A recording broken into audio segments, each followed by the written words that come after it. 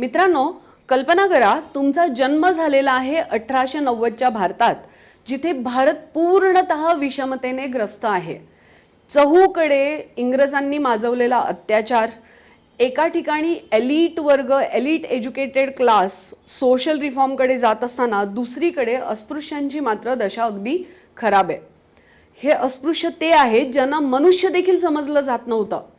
त्यांना प्रत्येक प्रकारच्या अन्यायाचा सामना करावा लागत होता. त्यांच्याबरोबर इतका जास्त अत्याचार सुरू होता की त्याला आज आपण कल्पना सुद्धा करू शकणार नाही.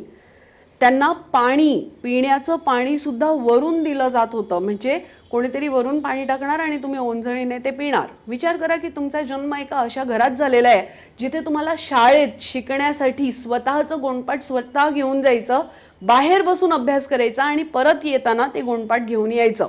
तुमच्या दप्तराला देखील कोणी स्पर्श करायला तयार नव्हतं, मित्रमैत्रिणी तर दूरच. अन्नान्न दशा होती भारताची. आणि अशा भारतात जन्माला आले डॉक्टर बाबासाहेब आंबेडकर. या भारतात कामगारांची व्यवस्था अशी होती की 14-14 तास कामगारांना कार्य करावं लागत होतं. सुट्टीचा तर विषयच नाही. कामाच्या दशा अमानवीय होत्या. या 14 तास काम करण्यामध्ये त्यांना अर्ध्या तासाची जेवणाची सुट्टी मुश्किलने मिळत असे. आठवडी सुट्टीचा तर विषयच नाही. वर्क लाईफ बॅलन्स नावाची संकल्पना कधी अस्तित्वातच नव्हती आणि महिलांचं कामाच्या ठिकाणी देखील शोषण होत असे. सुरुवातीला तर महिला फक्त चूल आणि मूल याच्या पलीकडे जातच नव्हत्या. शिक्षण तर पाप होतं आणि जर चुकून तुम्ही संस्कृत वेदांचा उल्लेख, उच्चार ऐकलात तरी तुमच्या कानात उकळलेलं शिसं घातलं जात होतं. अमानुष व्यवस्था, प्रचंड अत्याचार, प्रचंड विषमता आणि अशा भारतात झाला डॉक्टर बाबासाहेब आंबेडकरांचा जन्म. डॉक्टर बाबासाहेब आंबेडकरांना फक्त दलित नेते म्हणणं कितपत योग्य आहे ते तुम्ही मला सांगा. डॉक्टर बाबासाहेब आंबेडकरांना फक्त घटनेचे शिल्पकार म्हणणं तरी कितपत योग्य आहे ते तुम्ही मला सांगा. कारण डॉक्टर बाबासाहेब आंबेडकरांनी अगदी सुरुवातीला जे कार्य केलं ते हे होतं की त्यांनी साऊथ बरो कमिशन समोर साक्ष देताना ग्रामीण भागातली जी जाती व्यवस्था होती त्याचं दर्शन त्यांना घडवलं होतं. त्यांनी दाखवून दिलं होतं की कशा प्रकारे अस्पृश्य वर्ग जो आहे हे शिक्षण आणि कामापासून वंचित आहेत आणि किती भीषण अत्याचार त्यांच्याबरोबर होतोय. 1936ला डॉक्टर बाबासाहेब आंबेडकरांनी लिहिला होता एक ग्रंथ ज्याचं नाव होतं ॲनिहिलेशन ऑफ कास्ट. या ग्रंथात डॉक्टर बाबासाहेब आंबेडकरांनी म्हटलं होतं की कशा प्रकारे जात ही श्रम विभागणीचा आधार होती, पण आधुनिक भारतात मात्र जात श्रमिकांच्या विभागणीसाठी कारणीभूत झालेली आहे. डॉक्टर बाबासाहेब आंबेडकरांनीच 1930ला त्यांनी एका भाषणात या जाती व्यवस्थेचा पुरजोर विरोध केला होता आणि 1932चा पुणे करार तर आपल्याला आठवतोच. हरिजनांच्या उद्धाराचं कार्य त्यांनी केलं होतं. गांधींसारख्या महात्म्याला देखील ते भिडले होते आणि त्यांनी अस्पृश्यांसाठी विशेष व्यवस्था असावी अशी मागणी केली होती. हे कार्य त्यांचं फक्त अस्पृश्यांसाठीच मर्यादित नव्हतं. डॉक्टर बाबासाहेब आंबेडकरांनी महिलांच्या प्रश्नासाठी देखील मोठं काम केलं होतं. डॉक्टर बाबासाहेब आंबेडकर ते होते ज्यांनी हे दाखवून दिलं होतं की युरोपमधील महिलांना मताधिकारासाठी वर्षानुवर्ष झगडावं लागलं होतं. स्वतंत्र भारतात मात्र अगदी पहिल्या दिवसापासून महिलांना मताधिकार मिळाला.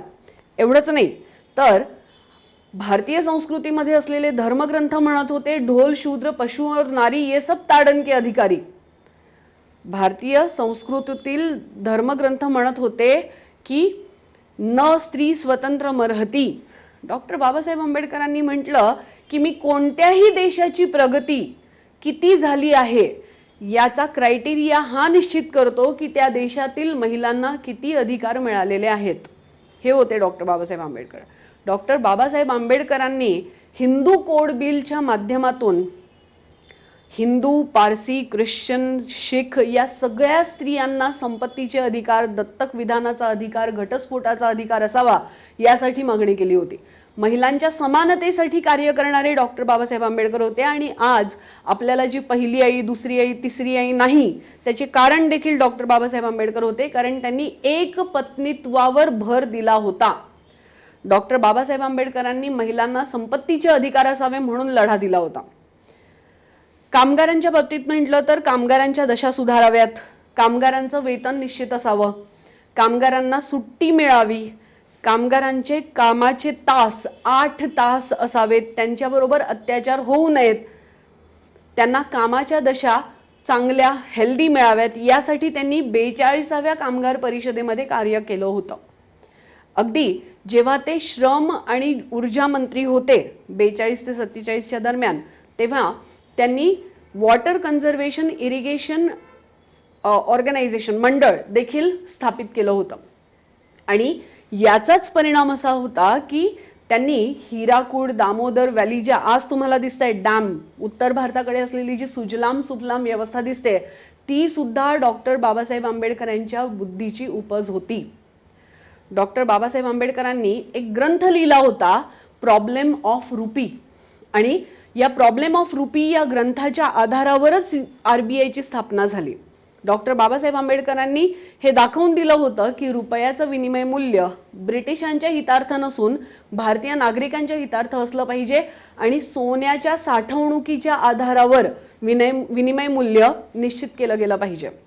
जे हिल्टन यंग कमिशन आलं होतं ना भारतात RBIच्या स्थापनेसाठी, त्या प्रत्येक सदस्याने हे पुस्तक अभ्यासलं होतं, सगळ्यांकडे त्याच्या कॉपीज होत्या. डॉक्टर बाबासाहेब आंबेडकर ते होते ज्यांनी फक्त श्रमिकांसाठी, फक्त महिलांसाठी किंवा दलितांसाठीच नाही तर तरुणांसाठी देखील कार्य केलं होतं. डॉक्टर बाबासाहेब आंबेडकरांनी युनिव्हर्सल ॲडल्ट फ्रँचायझीच्या माध्यमातून आर्टिकल 326 दाखल करून सगळ्यांना मताधिकार दिले, समान मताधिकार दिले होते. डॉक्टर बाबासाहेब आंबेडकरच ते होते ज्यांनी विखुरलेल्या भारताला एक केलं होतं, त्यांच्या पुस्तकातून, थॉट्स ऑफ पाकिस्तान या पुस्तकातून. आर्टिकल 1 मध्ये भारत राज्यांचा संघ आहे असं सांगून त्यांनी राज्यांची शक्ती कमी केली आणि भारताला एक अखंडत्वाचं स्वरूप प्राप्त करून दिलं. डॉक्टर बाबासाहेब आंबेडकरच ते होते ज्यांनी 562 संस्थानिकांमध्ये जो पसरलेला भारत होता, प्रत्येक संस्थानिक स्वतःला एक स्वतंत्र देश समजत होता, त्यांना समजावण्याचं कार्य केलं की भारतापासून जर वेगळे झालात तर तुमचं कोणतंही भविष्य नसेल. अनडाऊटेडली सरदार वल्लभभाई पटेलांनी अखंड भारतासाठी कार्य केलेलं आहे, पण ते बुद्धी, जी फाउंडेशन होतं, जी फिलॉसॉफी होती, ती डॉक्टर बाबासाहेबांकडूनच आली होती. डॉक्टर बाबासाहेब आंबेडकरांनी घटनेमध्ये देखील आपल्या फिलॉसॉफीजना योग्य जागा दिली. डॉक्टर बाबासाहेब आंबेडकरांनी इक्वॅलिटीला जास्त महत्त्व दिलं, समानतेला जास्त महत्त्व दिलं आणि प्रत्येक ठिकाणी झगडून समानतेवर आधारित असलेल्या भारताच्या स्थापनेसाठी प्रयत्न केले. मग विचार करा की डॉक्टर बाबासाहेब आंबेडकरांना फक्त एका जातीशी जोडणं, फक्त एका वर्गाशी जोडणं न्याय्य आहे का?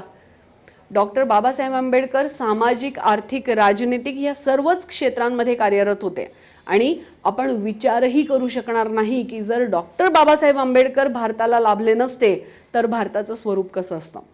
आणि म्हणूनच मी म्हणते की आज मी, तुम्ही किंवा आपण सगळे लोक जे इतके सन्मानाने भारतात जगतोय, फंडामेंटल राईट्सचा उद्धार करतोय किंवा फंडामेंटल राईट्सच्या आधारावर आपण जे आपलं प्रतिष्ठापूर्ण जीवन जगतोय, त्याची संकल्पना डॉक्टर बाबासाहेब आंबेडकरांनी दिली होती. आणि डॉक्टर बाबासाहेब आंबेडकर फक्त घटनेचे शिल्पकार नव्हते तर आधुनिक भारताचे शिल्पकार होते. अशा या महामानवाच्या जयंतीनिमित्त त्यांना त्रिवार वंदन.